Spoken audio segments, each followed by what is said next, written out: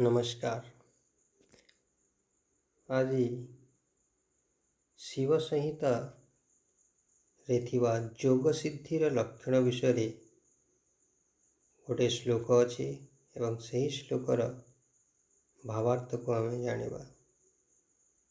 श्लोक हेउची फलिष्यति विश्वास सिद्धि प्रथम लक्षणम, द्वितीय श्रद्धायुक्तम, तृतीय गुरुपूजनम, चतुर्थो समता भावो, पंचमेन्द्रिय निग्रह, षष्ठ च प्रतिमाहारो, सप्तम नैव विद्यते।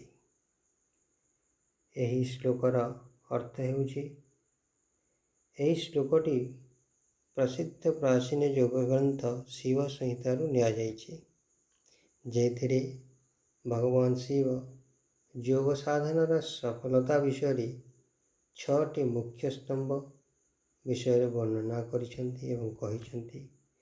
प्रथम है फलिष्यति विश्वास, साधना निश्चित भाव रे सफल हेब बोली दृढ़ विश्वास करबा कथा।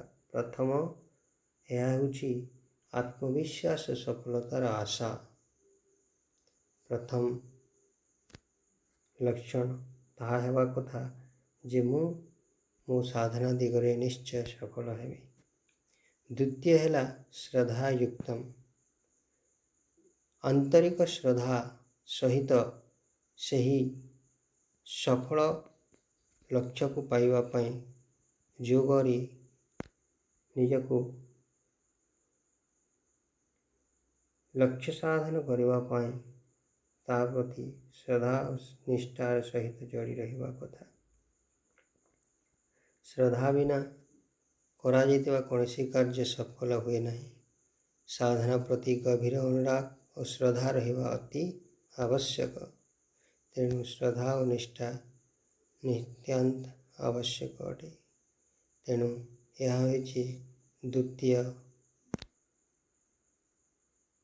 व्याख्या। तृतीय रे समत्व भाव, समता भाव, संसार समस्त प्राणी मध्य एक समान चेतना देखिबा एवं जीवनर अनुकूल किंवा प्रतिकूल परिस्थिति रे सुख हेउबा दुख प्रत्येक क्षेत्र रे निजर मानसिक संतुलन को बजाय रखिबा, यह हेउछि समता भाव। यह हेउछि समता भाव। गुरुंक प्रति समर्पण भाव हेबा एवं पंचम हेउछि इंद्रिय संयम। निजर इंद्रिय गुड़िक जो अछि कर्मेन्द्रिय, ज्ञानेन्द्रिय एवं कर्मेन्द्रिय। ज्ञानेन्द्रिय पांचटी ज्ञानेन्द्रिय जहाँ माध्यम रे आमे ज्ञान आहरण करूँ वो किछि जानी पारू, सही इंद्रिय को नियंत्रण करबा हेउछि पंचम। एवं षष्ठ लक्ष्य होउछि संतुलित आहार भोजन। आमर आहार विचार को प्रभावित करिथाए, तेणु सात्विक आहार करिवार कथा।